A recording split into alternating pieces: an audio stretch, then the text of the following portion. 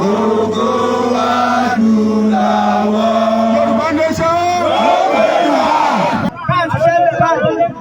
Yorùbá nation ó ti dúró mọ́. No more Nigeria.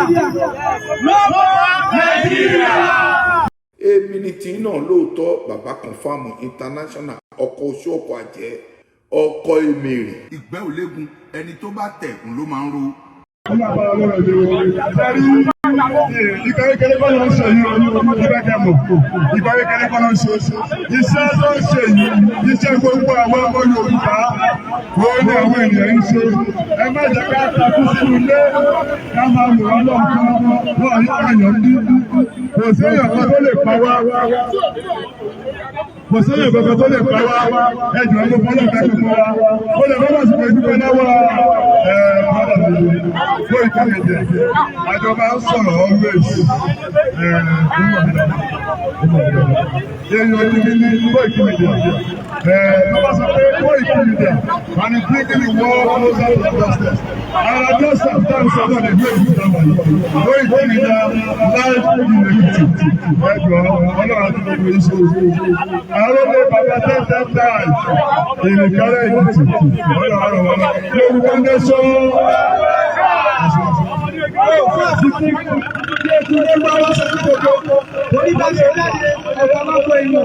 Wọ́n fi ní pé tí ó fún ṣe fún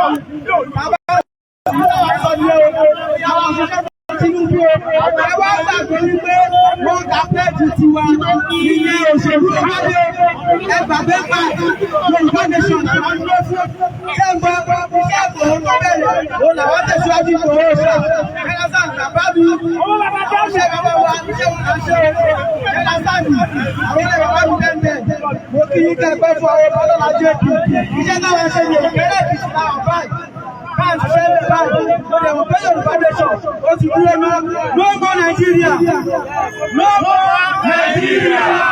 No more Nigeria. Yorùbá nation.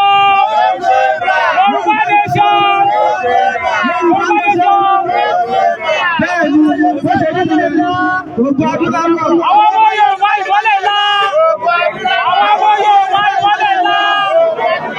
Bẹ́ẹ̀ni, kébùlé máa wọ́pọ̀ máa sọ fún gbogbo kò sí wọn ní ìlànà. Àwọn ilé bàbá tẹ́tẹ́ wà ní Ekiti. Jọ̀ní Ìkẹrẹ Ekiti. Koiki Media bringing the world closer to your doorstep. Wọ́n ní wọ́n wà nílọ. Wọ́n lè fi lọ́wọ́ lọ́wọ́ lọ́wọ́. Ibi lẹ́ka ti ṣe fẹ́ náà jẹ́ skádẹ̀.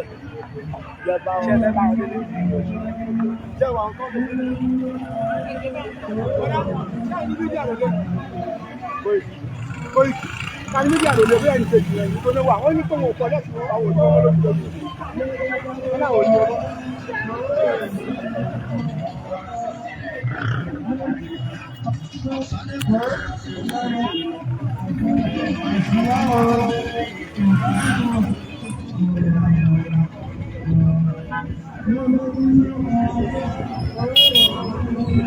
Lókèrè náà láti wà tí a ti ti múra lè wá sí ojúwòrán yín. Koiki Media bringing the world closer to your doorstep.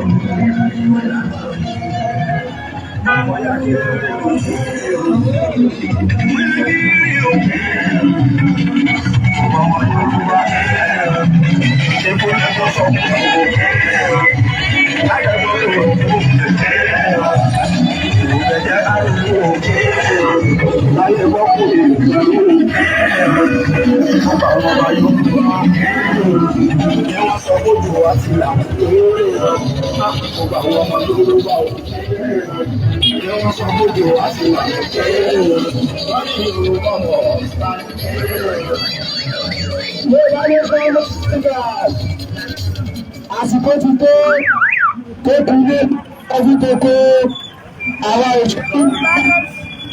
òṣèré mọ́ àsìkò tó èyí táwọn Fúlàní gbé wa pa ó ti tó gẹ́.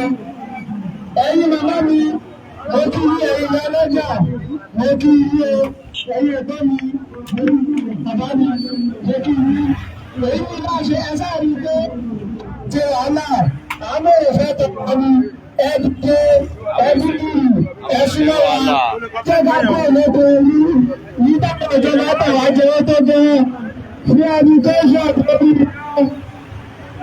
oúnjẹ ìrọ̀rùn lórí iná lórí iná.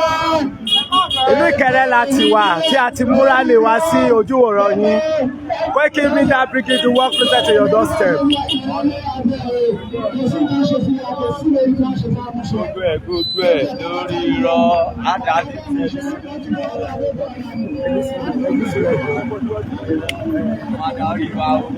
Àwọn èèyàn béèrè fún orin tí wọ́n ń play yẹn ẹjọ́ ẹ̀yẹ́ kọ́ lọ máa play ẹ̀.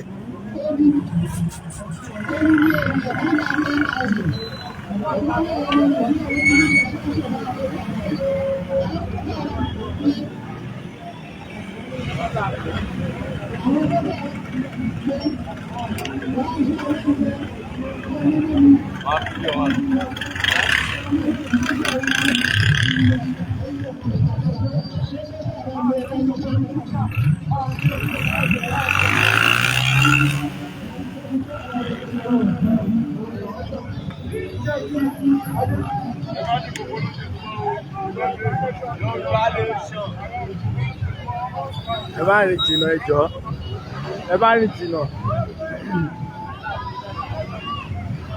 ẹ lè jẹ́ kí bá náà yẹn wá sẹ́yìn ẹ má wọ̀ kó wá sí ó lè wà wájú orí tí wọ́n pè ní pẹ̀lú ọ̀rọ̀ tí wọ́n sọ sódà tí a lè máa bẹ́ẹ̀ ni. Ẹ má jẹ́ kán fi wá mọ́ta ọ̀dọ̀ tó wá jẹ́ mọ́. APC lọ́lẹ̀ jẹ́ PDP lọ́lẹ̀ jẹ́ àjọ lọ́lẹ̀ jẹ́ Yorùbá nation ni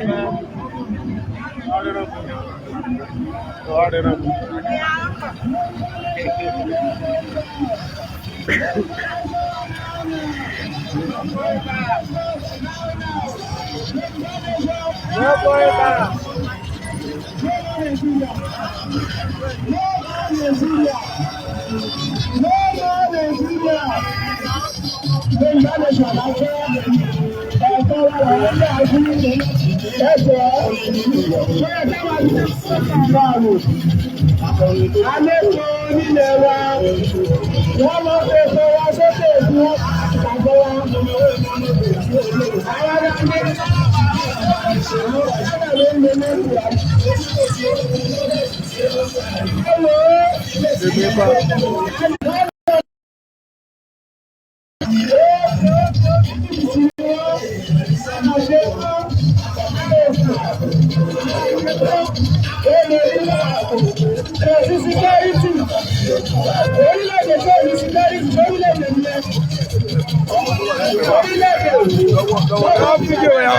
Media, mama, ẹ fẹ́ lọ́lẹ́ kan.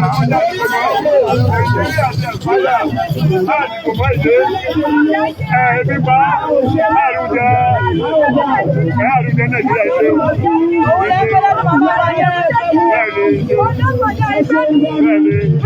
Bẹ́ẹ̀ni ọ̀dẹ̀ ti di pé bẹ́ẹ̀ni ọ̀dẹ̀ kejì lọ tó gbogbo. Èyí ti dàgbà tó bá ó yẹ kí àgbà sálárì ni ó yẹ kí ìjọba sọ ọ́ kò yìí wọ́n bá ṣe ìjọba Nàìjíríà ẹ̀rọ sọ ọ́ kò yìí torí pé Fúlàní ní darí ra ìyẹn kété wọn rọ ajé ìlú ìbẹ̀lẹ̀ ikó lọ àṣẹ Yorùbá àṣẹ Nàìjíríà mọ́ o àdẹ̀ṣẹ̀ rúmọ iṣẹ́ yìí. Òun lè ti gbọ́dọ̀ ti lọ bàbá wa yẹn wọ́n náà ò fẹ́ Nàìjíríà mọ́ àwọn fẹ́ orílẹ̀-èdè Nàìjíríà. Ó lẹ ti gbọ́ lẹ́nu ìyá wa àgbàlagbà yẹn wá ìwọ́n ní pẹ̀wò ṣe wọ́n Nàìjíríà mọ̀ wípé ìyà jẹ wá ní orílẹ̀-èdè Nàìjíríà wípé wọ́n nígbà wọn wà wọ́n Nàìjíríà mọ̀ wípé orílẹ̀-èdè titi wọn làwọn fẹ́ àwọn wá òmìnira orílẹ̀-èdè tiwọn Yorùbá nation wípé òun ni àwọn fẹ́ ó lẹ ti gbọ́ yẹn Koiki Media bring you to work closer to your doorstep.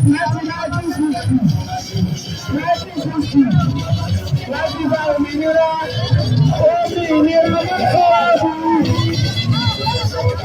ìnira ló fún wa rú. Lẹ́kùnlé máa kọ́kọ́ sọ fún gbogbo báyìí. A ò ṣe rí máa ti fẹ́ sí.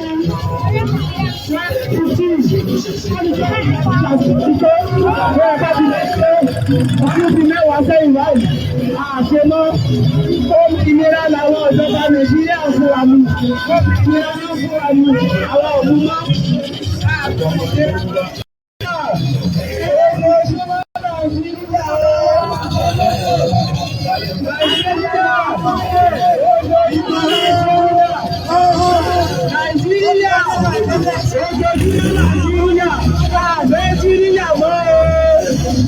Òmìnira lẹ Yorùbá làwa fẹ́, àwọn òṣèlú mọ́.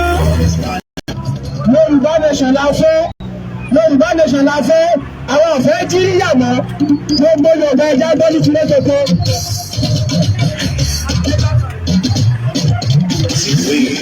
Gbogbo Yorùbá bàbá lérò kò náà sọ fún ìrọ̀lẹ́jọ́ wa lójú àwọn àgbàrá òkúta lóru Yorùbá nation ló fún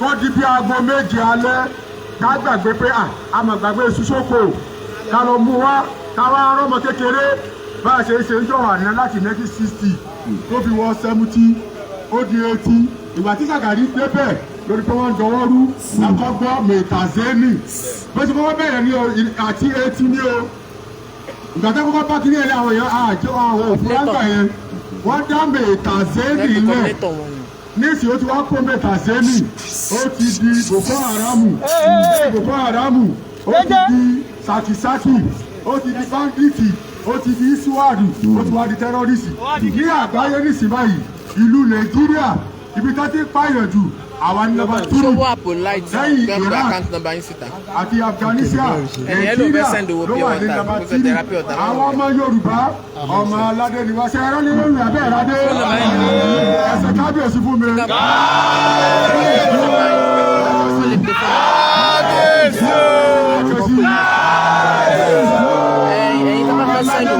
ẹ pé fún nọ́mbà tá a pè lẹ́ẹ̀kan kí Ọlọ́run ṣe ròyìn wá sínú Kùránì ẹsẹ̀ǹjẹ̀ sí wọn kan ra bí ọ̀tá bá ń fẹ́ rà fún adétadé adégidi alimusawamatu bọ̀ nọ́mbà tá a pè yẹn ní coordinator wọn ní Kwara ní fẹ́ pé wọn. náà fi ń dá àwọn ọba ilẹ̀ Áfíríkà mọ̀ ìrànwọ́ èso oníláwà ní àìwéruwéru o òtútù ò ní pawá o wọ́n mú ní mọ́ wẹ́rẹ́ ìrẹsì ìṣẹ́ lókùtù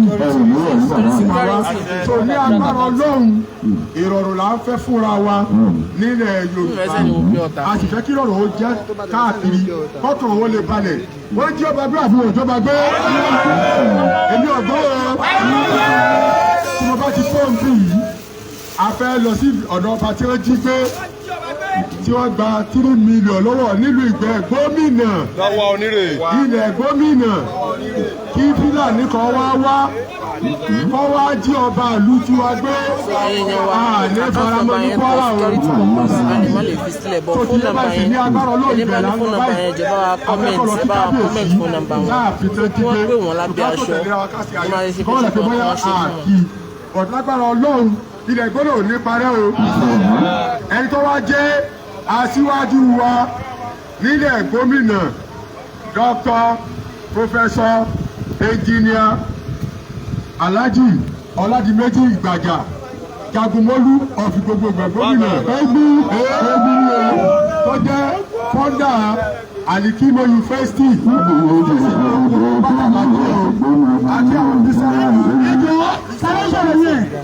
Oyedepo Bishop Oyedepo tó wà ní Kwara bí yóò mọ àárẹ̀ gbogbo àwọn èèyàn wa tó wà lọ́fà náà ṣe ti Yorùbá àti òkúkọ̀ gbogbo àwọn ọba wa tó jẹ́ first class wọ́n bẹ̀rẹ̀ lérí ọba olùkọ́fà àjàṣẹ́ ẹ̀kọ́ ọba ọlọ́fọ̀ọ̀fọ̀ ọ̀fà ọba olùsí ọba ìgáràsí tó fi dé olúwo àbí owó tó fi dé ọba ìgbàjà tó fi dé gbogbo àwọn first class tó jẹ́ àwọn mẹ́sàn-án náà jẹ́ first class àwọn yòókù wọ́n jẹ́ second class third class gbogbo yín la kí o ilẹ̀ gómìnà ní bàjẹ́ o sàmì fúnlẹ̀ gómìnà ọlọ́mọdé ilẹ̀ gómìnà ìjọba gbẹ́mọ̀ o ilẹ̀ Yorùbá lè rí ọmọ Yorùbá nation ọmọ ẹja o lè rí ọmọ Yorùbá nation ọmọ ẹtí ìkẹgbẹ́ o mọ Yorùbá nation ọmọ ẹ̀dá kẹrù o Yorùbá nation is a symbol of peace and wisdom. It's a seed that can never dry. Ilẹ̀ Yorùbá àlàáfíà là ń wá. Ìtí ń dùn wá lẹ́mìí òun làwọn ti sọ òun. Pé bá a ṣe fẹ́ kí ìlú tí wọ́n rí ká máa bí wẹ́rẹ́ ká máa kọ́lé ká máa ra mọ́tò. Wọ́n jiyàn gbé kò sí ìlú wa tẹ́lẹ̀. Ìlú òòlù ilẹ̀ Haúsá ló ti máa ń pààyàn. Wọ́n lọ́dọ̀ tí wọ́n bí àgbọ̀ tẹ́lẹ̀. Ìgbàdúrà wàhálà ìṣẹ̀lẹ̀ lórí pé àwọn ìrìn àkáyà lórí pé wọ́n jí wa gbé. Sáfẹ́ bò fún arábúlẹ̀ Yorùbá bá fẹ́. Ilẹ̀ ìgbọ́dọ̀ sáfẹ́ fúlàní kọ́ mẹ́jọ bá fẹ́. Àbá tí wàá fẹ́ Yorùbá nation. Yorùbá nation. Yorùbá nation. Ká mọ̀ pé iṣẹ́ wa fúnlẹ̀ wá.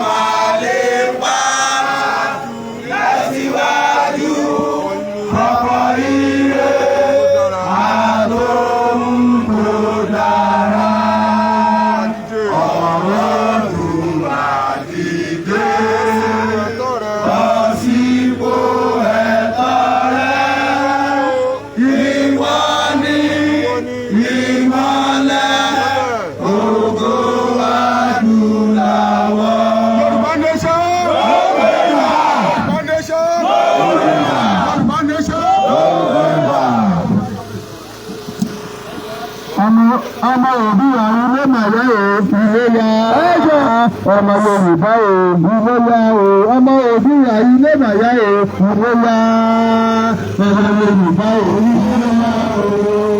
Ẹ jọ̀ọ́ ẹ jẹ́ ká tán ẹ jẹ́ kí gbogbo àwọn mọ́tò wá tán. Yorùbá mi sọ. Ẹ jọ̀ọ́ ẹ jẹ́ kí gbogbo mọ́tò wá tán.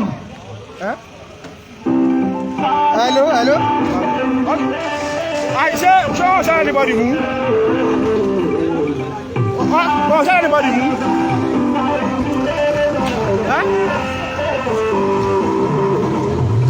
Anybody mú?